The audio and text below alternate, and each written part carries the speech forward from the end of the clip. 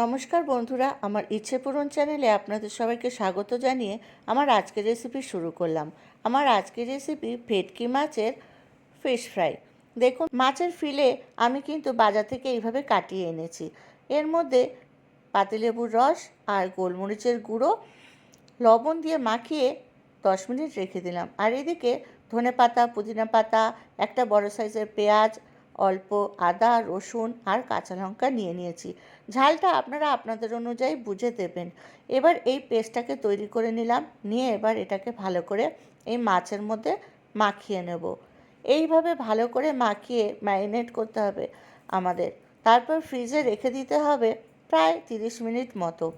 এইভাবে এবার ঢাকা দিয়ে নর্মাল ফ্রিজে রেখে দেবো। এটা কিন্তু ডিপ ফ্রিজে রাখবেন না, নর্মাল ফ্রিজে রাখবেন। আমি 2টো ডিম ফাটিয়ে নিয়েছি। দেখুন, এই ডিমের মধ্যে সামান্য লবণ দিলাম, আর ওদিকে বিস্কুটের গুঁড়ো নিয়ে নিয়েছি, তার মধ্যেও লবণ দিয়ে দিয়েছি।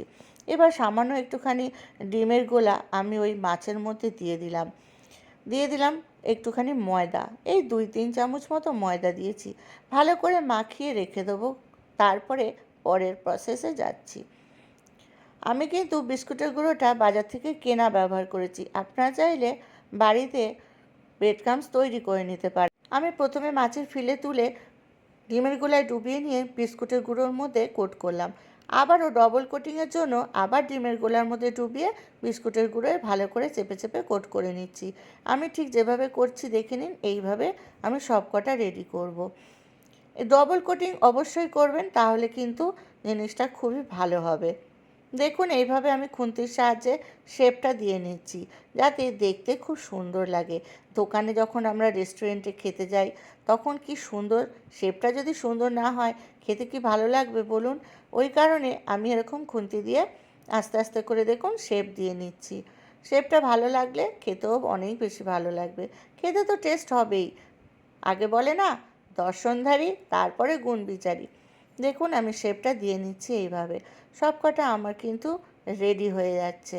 আমি এখন 5টা রেডি করছি। এইভাবে আপনারা নর্মাল ফ্রিজে 7 দিনও স্টোর করতে পারেন, একটা এয়ারটাইট কন্টেনারে রেখে। আমি গরম বসিয়ে দিয়েছি তেলটা। তেল যখন গরম হয়ে যাবে, মিডিয়াম টু লো হিটে আমি এবার ফিশ ফ্রাইগুলো ভেজে নেব। অবশ্যই মিডিয়াম টু লো হিটে ভাজাগুলো করতে হবে, না হলে কি হবে বলুন তো? ওপরে তো হয়ে যাবে, ভিতরে মাছটা কাঁচা থেকে যাবে। তাই কিন্তু মাঝে মাঝে লো করছি, আবার মিডিয়াম করছি। এইভাবেই আমরা ধীরে ধীরে এগুলোকে ভেজে নেব। দেখুন, সামান্য সামান্য তেল আমি ওপরেও দিয়ে দিচ্ছি, যাতে সুন্দরভাবে দুই দিকটা মুচমুচে ভাজা হয়। এইভাবে একটু সময় নিয়ে আমাদের ভাজতে হবে। এটা যদি বাড়িতে তৈরি করে খাওয়ান, বাচ্চা থেকে বড় সবাই খুব আনন্দ করে খাবে। আর হ্যাঁ, বাইরের খাবার যারা অ্যাভয়েড করেন, তারা অবশ্যই কিন্তু এইভাবে বাড়িতে তৈরি করে নিজেও খান, বাচ্চাদের বড়দের সবাইকে খাওয়ান। আর অবশ্যই একটু সময় ধরে কাজটা করতে হবে। একটু সময় ধরে ভাজাটা করলে ওপরে বেশ ক্রাঞ্চি ভাব আসবে, আর ভিতরটা হবে নরম জুসি। খুব সুন্দর হয়েছিল কিন্তু খেতে। আমি মাঝে মাঝে এরকম করে আমার বাচ্চাদের খাওয়াই। কোনো অকেশনে যদি বাড়িতে এরকম আগে থেকে রেডি করে রাখেন, দিনে দিনে তো রেডি করার প্রয়োজন পড়ে না। এটা তো ফ্রিজে রেখে দিয়ে আপনি স্টোর করতে পারবেন যেহেতু। ওই জন্য যদি 1 দিন 2 দিন আগে যদি এটা রেডি করে আপনি ফ্রিজে রেখে দেন, তাহলে কিন্তু দিনে দিনে ভাজা করে অবশ্যই পরিবেশন করতে পারেন।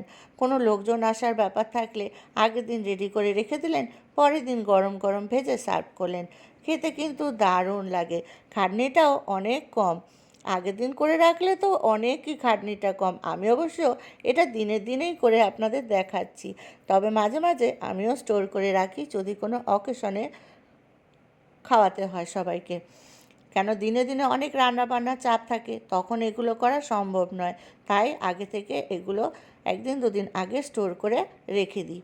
তাহলে দেখুন কি সুন্দর ভাজা হয়ে গেছে আমাদের। এবার কিন্তু খাবার পালা। চলুন আপনাদের ভেঙে একটা দেখিয়ে দিই কি সুন্দর হয়েছে ভিতরটা।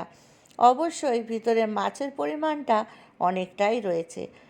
দেখুন কি সুন্দর হয়েছে, দারুণ হয়েছে। কিন্তু বাইরেটা কিন্তু কড়কড়ে, ভিতরটা কিন্তু ভীষণ জুসি। আমার কিন্তু দারুণ লেগেছিল। আমি এটা আরেকটাও ভেঙে আপনাদের দেখিয়ে দিচ্ছি কি দারুণ হয়েছে না? অবশ্যই আপনারা বাড়িতে ট্রাই করবেন। তাহলে আজকের মতো আসি বন্ধুরা, টাটা।